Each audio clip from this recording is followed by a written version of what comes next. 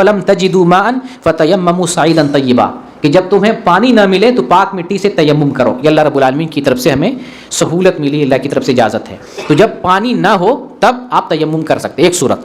دوسری صورت یہ ہے کہ پانی تو ہو لیکن اس کا استعمال آدمی نہ کر سکتا ہو، یعنی مضر ہو، تو ایسی صورت میں بھی تیمم کر سکتا ہے. بسا اوقات آدمی کے پاس پانی ہوتا ہے لیکن اتنا ہی ہے جتنی کہ وہ کھا پی سکتا ہے، اس سے غسل نہیں کر سکتا ہے، وضو نہیں کر سکتا ہے. بہت سارے مقامات پہ پانی کی قلت ہے، یا ایسے سفر میں ہے پانی نہیں ہے، صرف پینے بھر کا پانی ہے، تو ایسی صورت میں تیمم کر سکتا ہے. تو جنرلی تیمم کرنے کی دو صورت، ایک پانی نہ ہو، دوسرا پانی ہو لیکن اس کو استعمال نہیں کر سکتے.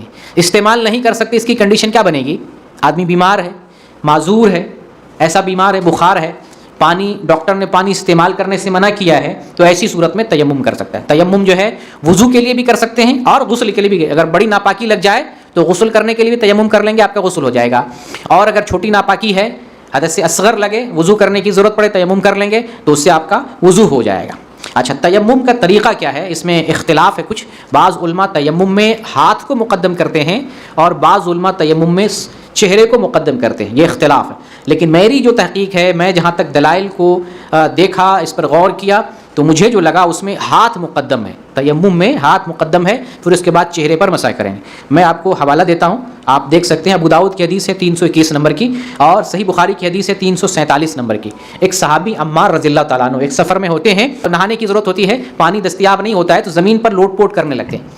وہ سمجھتے ہیں پانی نہیں ہے تو مٹی ہی سے پورے بدن کو ٹچ کر لو تو پاک ہو جائیں گے. جب نبی کریم صلی اللہ علیہ وسلم کو پتہ چلا کہ سفر میں انہوں نے ایسا کیا ہے، تو آپ نے ان سے کہا کہ تم ایسا کرتے تو کافی ہو جاتا. ایسا کیسا؟ تو آپ نے طریقہ بتایا. آپ نے دونوں ہاتھ ایسے لیا، پاک مٹی پر ایک مرتبہ، دو مرتبہ نہیں، ایک مرتبہ پاک مٹی پر ہاتھ مارا، اور جو کچھ دھول مٹی تھی آپ نے پھونک دیا، پھونک کر کے صاف کر دیا. ہاتھ سے نہیں صاف کرنا، پھونکنا، منہ سے جو ہے ہوا کے ذریعے اس کو پھونک دینا، صاف کر لینا. صاف کرنے کے بعد یہ بایاں ہاتھ سے دائیں ہاتھ پر آپ نے مسح کیا، اور دائیں سے آپ نے بائیں ہاتھ پر مسح کیا، اور اس کے بعد دونوں ہاتھ سے پورے چہرے کا مسح کیا. آپ کا تیمم ہو گیا. یہ تیمم ہے. حدیثوں کی روشنی میں تیمم کا صحیح یہ طریقہ ہے. اگر کوئی آدمی چہرے کو مقدم کر لیتا ہے تو ہم یہ نہیں کر سکتے نہیں ہو جائے گا. قرآن میں اللہ رب العالمین نے جو تیمم کا ذکر کیا ہے تو وہاں پر چہرے کو مقدم کیا ہے، اسی لیے اختلاف پیدا ہوا. بعض علماء کہتے ہیں کہ چہرے پر پہلے ہاتھ پھیریں گے پھر دونوں ہاتھ پر مسح کریں گے.